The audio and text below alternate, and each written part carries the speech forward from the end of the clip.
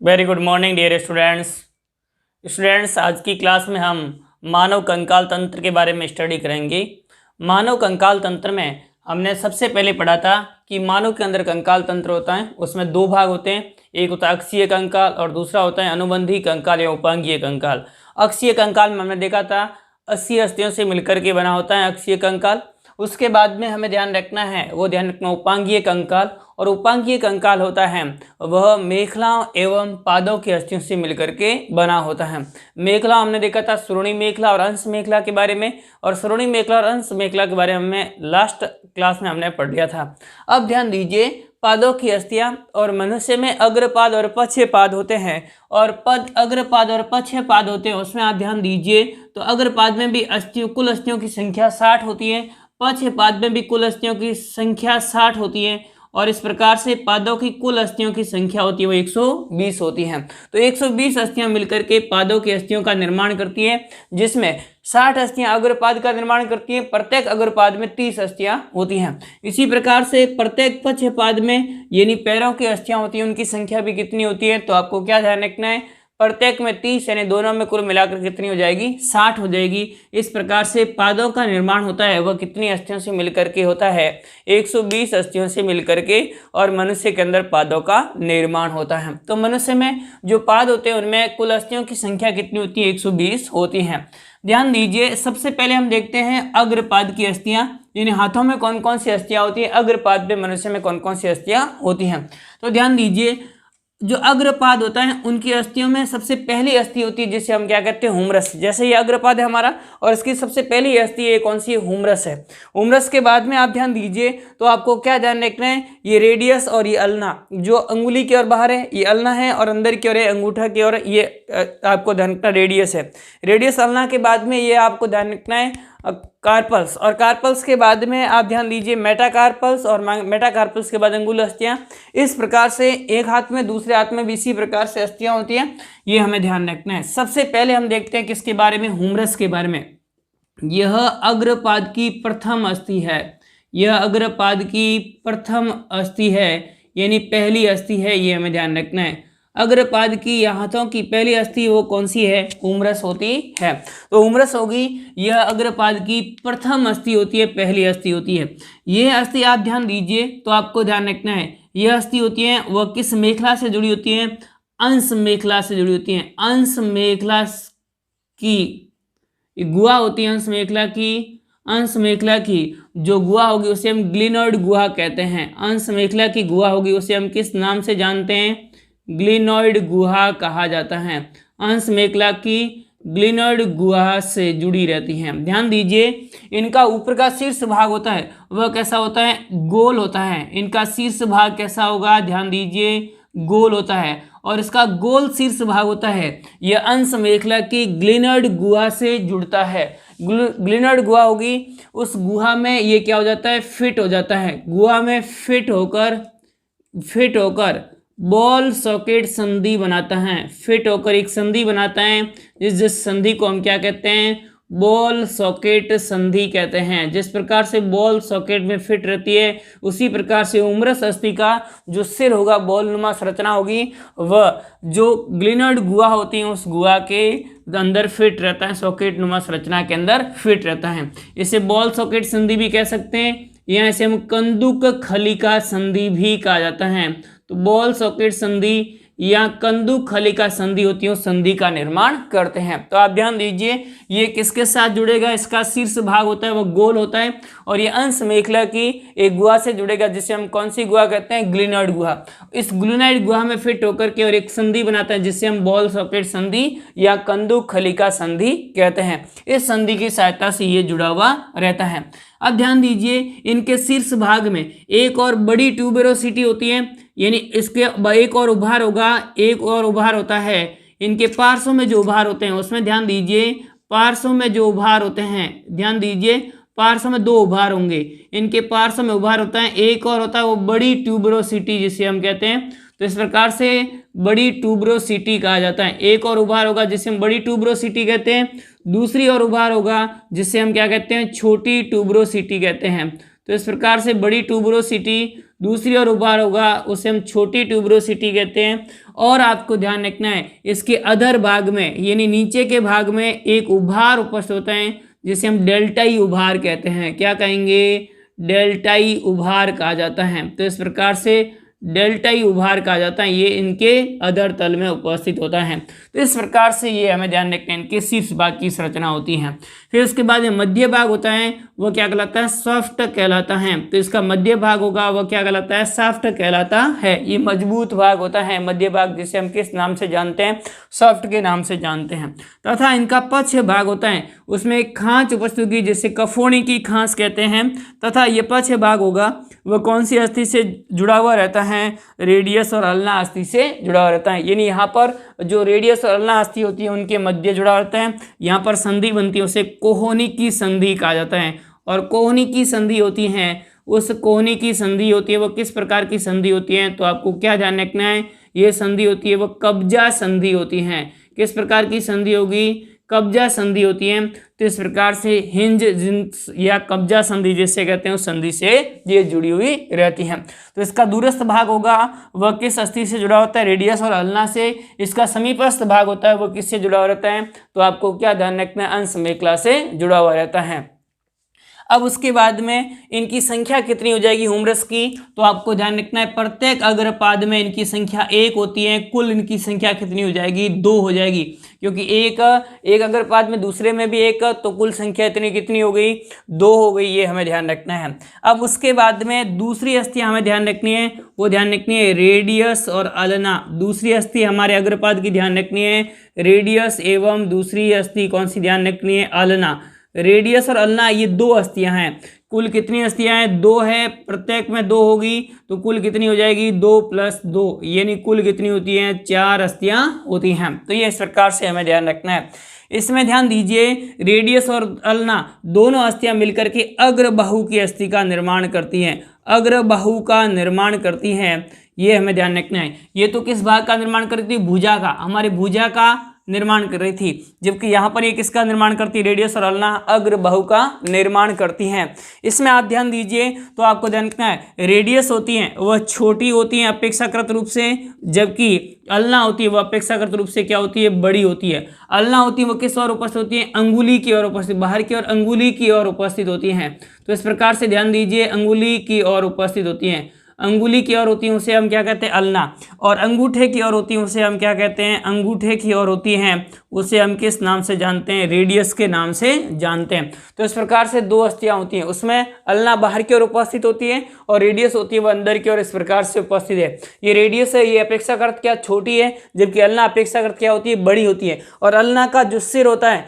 वह कफोनी के जो खांच होती है उसके साथ में आपको ध्यान रखना है फिट होकर के और कोहनी की संधि बनाता है। तो अल्ना का जो कफोनी का छिद्र होगा और वह आपको ध्यान रखना फिट होकर के इसमें प्रवर्ध होगा, कफोनी का प्रवर्ध, और वह फिट होकर के और क्या करता है? तो आपको ध्यान रखना कोहनी की संधि बनाता है। तो इस प्रकार से एक इनका समीपस्थ भाग होगा वह कोहनी की संधि बनाता है जिसे हम कब्जा संधि कहते हैं, जबकि रेडियस और अल्ना का दूरस्थ भाग होता है वह किससे जुड़ा हुआ है? कार्पल्स से जुड़ा हुआ रहता है। तो ये हमें ध्यान रखना है कौन सी अस्थियां?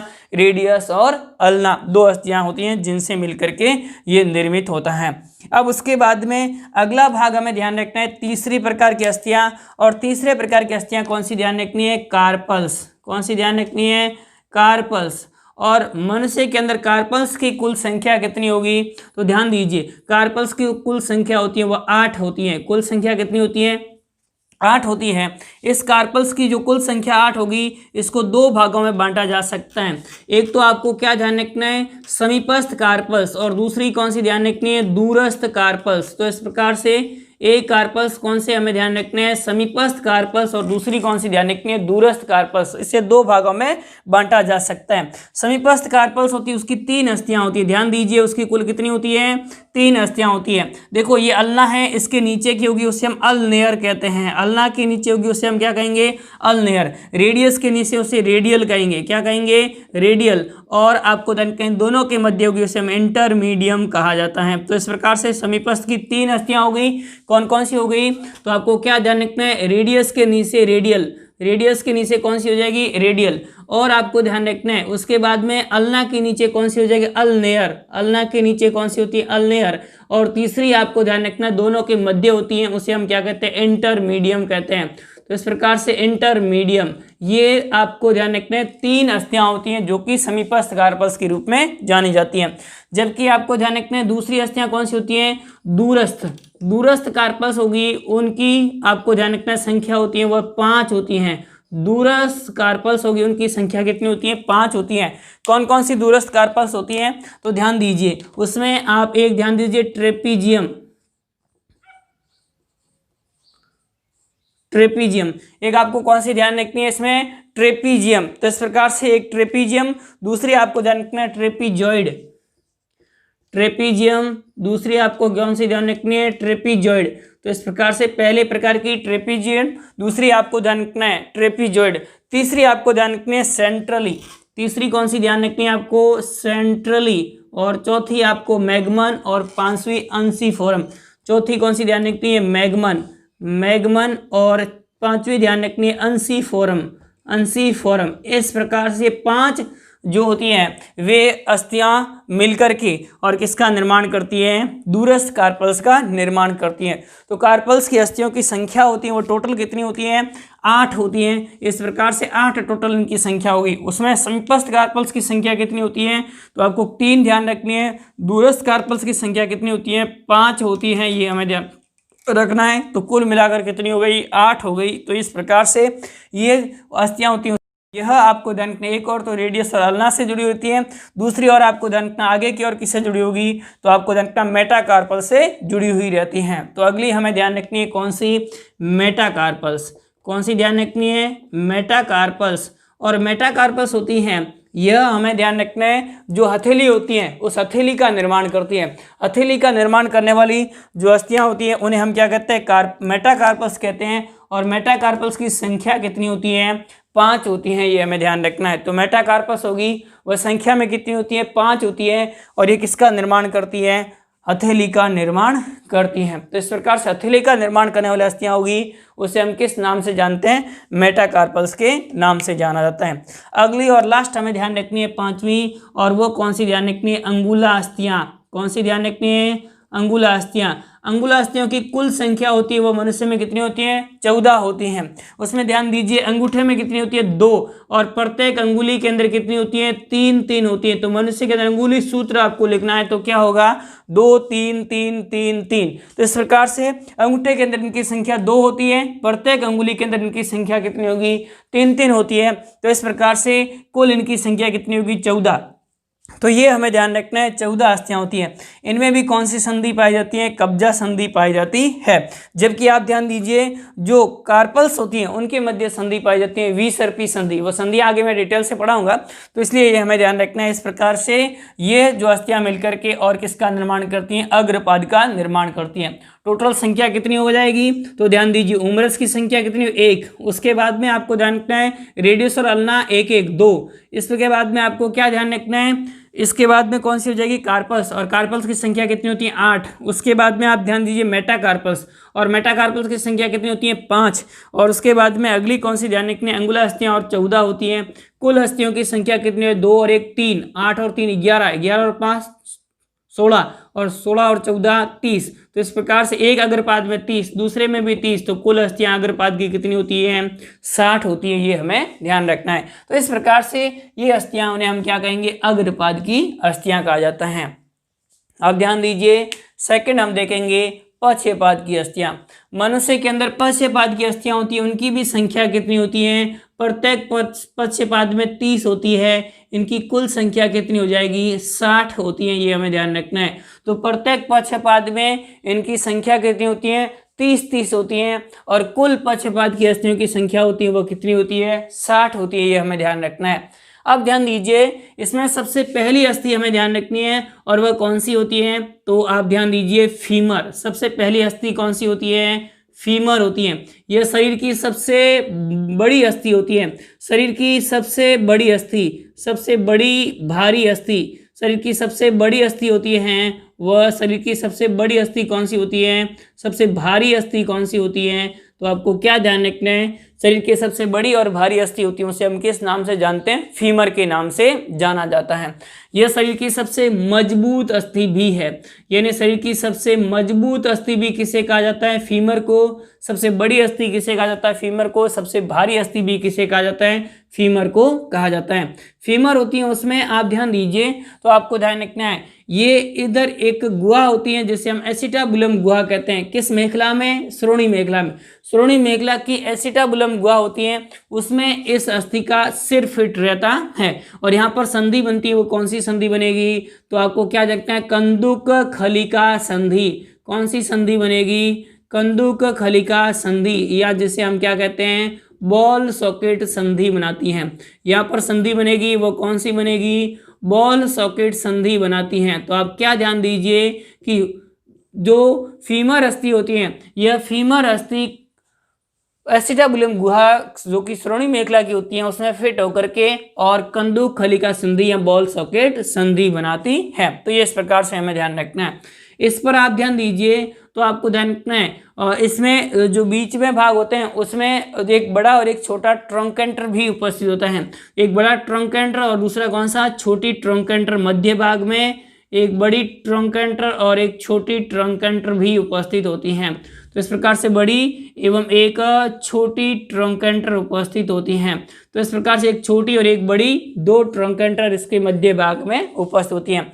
फिर उसके बाद में ध्यान दीजिए, इसके दूरस्थ भाग होता है, उस दूरस्थ भाग में आप देखिए तो आपको क्या ध्यान रखना? अस्थिकंद उपस्थित होते हैं। दूरस्थ भाग में क्या उपस्थित होते हैं? अस्थिकंद उपस्थित होते हैं। दूरस्थ भाग में जो अस्थिकंद उपस्थित होते हैं, ये अस्थिकंद होंगे, ये आपको ध्यान रखना है, एक बीच में जो जगह प्रदान करते हैं जहां पर एक अस्थि का निर्माण होता है जिसे हम पटेला कहते हैं। पटेला कहेंगे, या पटेला को ही एक अन्य नाम देते हैं जानुफलक। पटेला को हम किस नाम से जानते हैं? जानुफलक के नाम से भी जानते हैं। तो पटेला या जानुफलक होता है, इनकी संख्या भी कितनी होती है? एक होती है। ये त्रिकोणाकार अस्थि होती है जो कि जो होगा वो हमारा जो घुटना होता है उस घुटने का निर्माण करता है। तो घुटने की अस्थि का निर्माण करते हैं। घुटने की अस्थि का निर्माण करते हैं, वो कौन सी अस्थि करती है? पटेला की अस्थि करती है। तो आप ध्यान दीजिए, ये हमें ध्यान रखना है। पहली अस्थि कौन सी हो जाएगी इसमें? पहली अस्थि हमें ध्यान रखनी है फीमर। दूसरी कौन सी ध्यान रखनी है? पटेला या जानुफलक। ये त्रिभुजाकार आकृति की होती हैं। और आपको ध्यान रखना है, जो मनुष्य के अंदर प्रसारणी पेशी होती है उस प्रसारणी पेशी से निर्मित होती हैं। प्रसारणी पेशी के रूपांतरण से निर्मित होती हैं। प्रसारणी पेशी से ये क्या होती हैं? रूपांतरण से निर्मित होने वाली जो अस्थि होती है उसे पटेला अस्थि कहते हैं। ये पटेला अस्थि होती है वो किस आकृति की होती है? त्रिभुजाकार आकृति की होती हैं। तो त्रिभुजाकार आकृति की होगी और ये घुटने की अस्थि का निर्माण करती है। घुटने की अस्थि का निर्माण करती हैं। दो अस्थिकंद के बीच में ये जुड़ी हुई रहती हैं। पार्श्व या लेटरल अस्थिकंद होते हैं, उन अस्थिकंदों के बीच में जुड़ी हुई रहती हैं। और ये मध्य का भाग होता है, सॉफ्ट भाग होता है। तो इस प्रकार से मजबूत अस्थि होगी, उसे तो हम फीमर कहेंगे। फीमर के नीचे की ओर जुड़ी होती है पटेला या जानुफलक। उसके बाद में अगली अस्थियां हमें ध्यान रखनी है, वो ध्यान रखनी है टीबिया फिबुला। कौन सी अस्थि ध्यान रखनी है? Tibia fibula. टीबिया या फिबुला होती हैं, यह आपको ध्यान रखना है हमारे जो शरीर के जो अस्थि होगी उसमें आप ध्यान दीजिए। टीबिया होती है वो मजबूत और बड़ी होती हैं। टीबिया मजबूत होगी अपेक्षाकृत किससे तुलना में? फिबुला की तुलना में। मजबूत और कैसी होती है? बड़ी होती है। जबकि फिबुला होती है वो अपेक्षाकृत कैसी होगी? छोटी अस्थि होती है, यानी पतली होती हैं। तो इस प्रकार से अपेक्षाकृत क्या होती है? कमजोर होगी और छोटी अस्थि होती है, उसे हम क्या कहते हैं? फिबुला कहते हैं। तो ये फिबुला और ये कौन सी हो जाएगी? टीबिया। ये दो अस्थियां होती हैं। ये अस्थि होगी, ये टीबिया और फिबुला होती हैं, वह एक और किस अस्थि से जुड़ी हुई रहती है? फीमर से। और फीमर के साथ संधि बनती है, उसे हम क्या कहते हैं? कब्जा संधि कहते हैं। इनके मध्य यहाँ पर संधि बनेगी, उस संधि को हम किस नाम से जानते हैं? कब्जा संधि, हिंज संधि भी कहा जाता है। तो इस प्रकार से कब्जा संधि या हिंज संधि का निर्माण करती है। और दूरस्थ भाग में ये टखने की अस्थि से जुड़ी होती है। टखने की अस्थि से जुड़ी हुई रहती हैं। टखने की अस्थि को हम क्या कहते हैं? टार्सल्स कहा जाता है। तो इस प्रकार से टखने की अस्थि, और टखने की अस्थि को हम किस नाम से जानते हैं? टार्सल्स के नाम से जानते हैं। तो इस प्रकार से टार्सल्स के नाम से जाना जाता है। तो टिबिया और फिबुला, इनकी संख्या भी एक है, कुल संख्या कितनी हो जाएगी? 2 हो जाएगी, ये हमें ध्यान रखना है। तो टिबिया और फिबुला की संख्या 2 हो जाएगी। उसके बाद में टखने की अस्थियां होती हैं, उन टखने की कुल अस्थियों की संख्या होती है वो कितनी होती हैं? 7 होती हैं। 7 अस्थियां मिलकर के टखने की अस्थियों का निर्माण करती हैं। तो 7 अस्थियां मिलकर के टार्सल्स या टखने की अस्थियों का निर्माण करती हैं। तो ये 7 अस्थियां होती हैं जो टखने का निर्माण करती हैं, जिन्हें हम किस नाम से जानते हैं? टार्सल्स के नाम से जाना जाता है। उसके बाद में ध्यान दीजिए मेटाटार्सल्स, और मेटाटार्सल्स होती है, इनकी संख्या कितनी होती हैं? तो आप ध्यान दीजिए, मेटाटार्सल्स की संख्या होती है, वो पंजे की अस्थि का निर्माण करती है, और इनका संख्या भी कितनी होती है? 5 होती है। हमारे पंजे का निर्माण करने वाले अस्थियों की संख्या कितनी हो जाएगी? 5 हो जाएगी, ये हमें ध्यान रखना है। अब उसके बाद में अगली आपको कौन सी ध्यान रखनी है? अंगुला अस्थियाँ, और अंगुला अस्थियों की संख्या कितनी होती है? 14 होती हैं। अंगुला अस्थियों की संख्या कितनी हो जाएगी? 14, ये हमें ध्यान रखना है, जिसमें अंगूठे में 2 होती हैं, तथा आपको ध्यान रखना है अंगूठे में 2 होने के बाद में प्रत्येक अंगुली के अंदर इनकी संख्या कितनी होती है? 3 होती हैं। तो इस प्रकार से 14 अस्थियाँ होती हैं, वो अंगुला अस्थियाँ होती हैं। मेटाटार्सल्स की संख्या 5 होती हैं, टार्सल्स की संख्या 7 होती है। यहाँ आपको कार्पल्स की संख्या 8 ध्यान रखनी है, जबकि टार्सल्स की संख्या कितनी होती है? 7 होती है।